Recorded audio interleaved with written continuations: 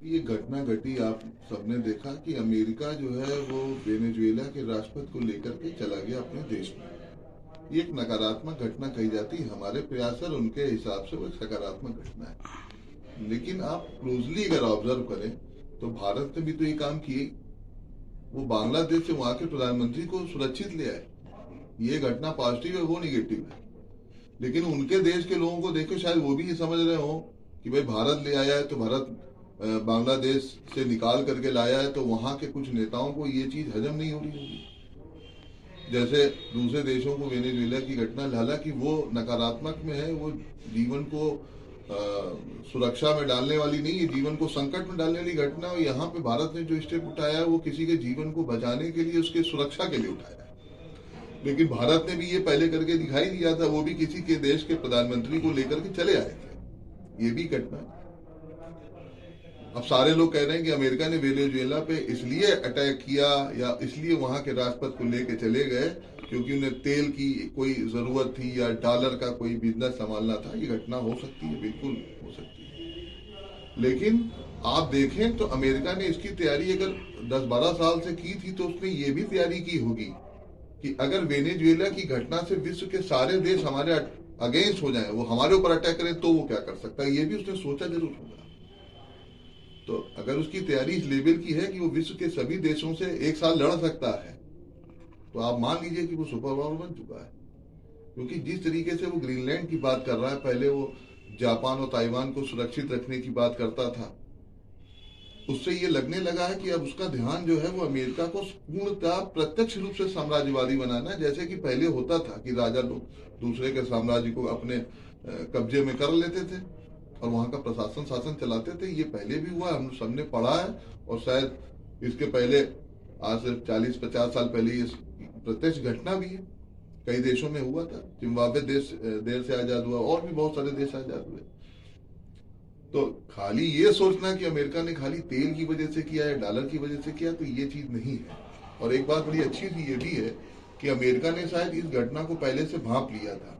क्योंकि भारत पिछले 5-6 सालों से जिस भी प्रकार के एक्शन इंटरनेशनल लेवल पे ले रहा है, चाहे वो अटैक करने को, चाहे शांति समझौते हो, चाहे वो किसी भी प्रकार की डील हो, वो पहले से अनाउंसमेंट नहीं करता, वो गा गा करके नहीं कर रहा। अभी भारत ने कुछ समय पहले अपना एक विदेश में अपना बेस, एक जो एयर बेस था, वो छोड़ा था दूसरे देश के साथ। तो बड़ी सारे आलोचनाएं आने लगी, बहुत सारे पॉजिटिव कमेंट्स भी आए। और देखिए भारत सरकार ने उस पर बड़ा संतुलित जो है रवैया अपनाया था। किसी को नहीं पता था उसके बाद क्या होगा। फिर उसके बाद भारत ने रूस के साथ समझौता कर लिया कि भाई भारत भी रूस के बेसेस को अपने संकट के समय यूज कर सकता है। ये छोटी घटना नहीं है।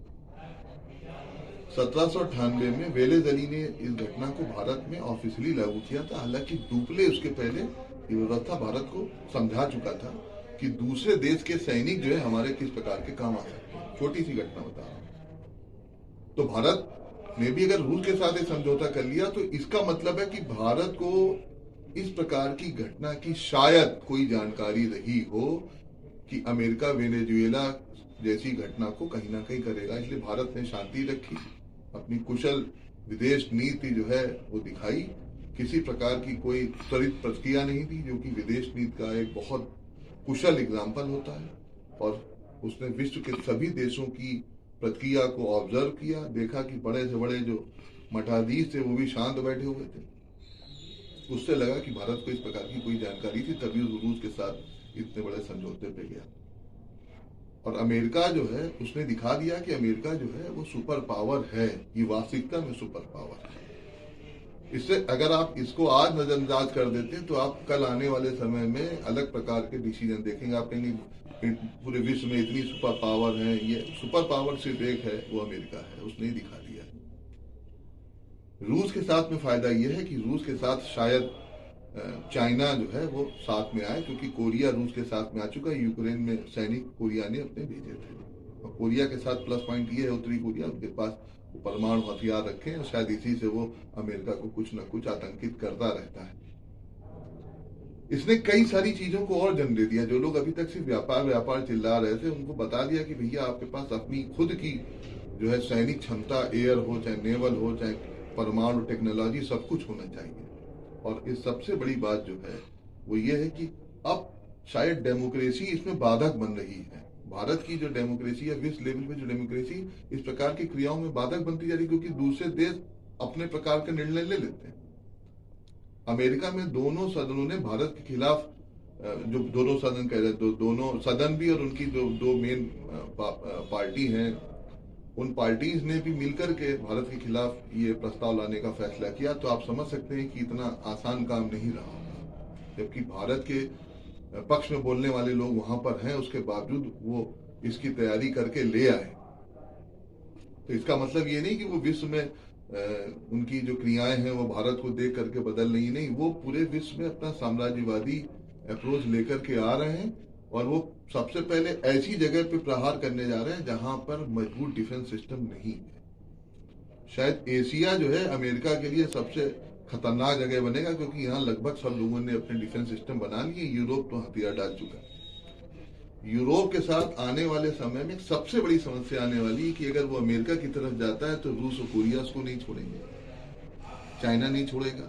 चाइना हालांकि संतुलित निर्णय लेता है, लेकिन अगर वो किसी भी प्रकार से कोई बहुत बड़ा विरोध करेंगे तो उनको किसी भी प्रकार का संकट आने वाले समय में झेलना पड़ेगा ही।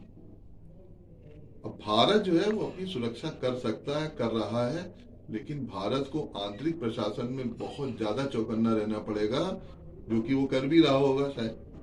क्योंकि जिस तरीके से वहां पे वेनेजुएला में अंदर के लोगों ने वो घटना घटी जो प्लासी के युद्ध में मीर जाफर ने की थी, कि मीर जाफर की सेना लड़ी नहीं, सिराजुद्दौला को ले गए, मार दिया। तो ये घटना वहां घटी, तो भारत भी इस बारे में चौकन्ना होगा, उसको आंतरिक दुश्मनों को निकाल के फेंकना है। और सबसे बड़ी चुनौती है कि जो फैलती हुई जो डेमोक्रेटिक जो प्रक्रिया है, इसमें बेकार के लोग जिस प्रकार देश के विरोध में काम कर रहे हैं, उनको तुरंत जो है समझाना भी पड़ेगा। क्योंकि जब अमेरिका के दोनों पार्टी भारत के खिलाफ आ सकती हैं, तो भारत की सभी पार्टियों को इसके लिए अभी पॉजिटिवली बोलना पड़ेगा। ये भी एक प्रयास करना पड़ेगा बहुत बड़ा। और जो बांग्लादेश वाली क्रिया हो रही, वो तो आपको पता है कि वो अमेरिका और पाकिस्तान के इशारे पे हो रही है। तो वो हो भी इसीलिए रही कि भारत पाकिस्तान से अपना ध्यान हटा के बांग्लादेश में ले आए, और अमेरिका भी चाह रहा कि बांग्लादेश में कुछ उसे अड्डे मिल जाए। तो ये सारी घटनाक्रम है, उसमें भारत जो है वो पाकिस्तान पे अपनी नजर बनाए रखेगा हमेशा, क्योंकि एंट्री अमेरिका की वहां से ज्यादा आसानी से हो सकती बनिस्पत यहाँ के। व्यापार भी जरूरी है, लेकिन व्यापार के साथ जो है सुरक्षा जो है बहुत जरूरी है। और ये बात जो है भारतीयों को हमेशा याद रखनी पड़ेगी, क्योंकि सभी भारतीय बाहर जाकर के नौकरी और व्यापार की तलाश तो कर रहे हैं, लेकिन आप देखिए अब यूएस से भी लोग माइग्रेट करके जाने लगे। भारत के लोग यूएस जाने की बात कर रहे थे, यूएस से लोग माइग्रेट करके जाने लगे। इसका मतलब है यूरोप में भी जो आंतरिक समाज है वो उसमें उथल पुथल आ चुकी है। तो अमेरिका जो है वो सुपर पावर बनकर के इन चीजों को कंट्रोल कितना कर पाता है, ये तो आने वाले समय की बात है। लेकिन विश्व में हर देश को इस घटना के बाद चौकन्ना रहना पड़ेगा।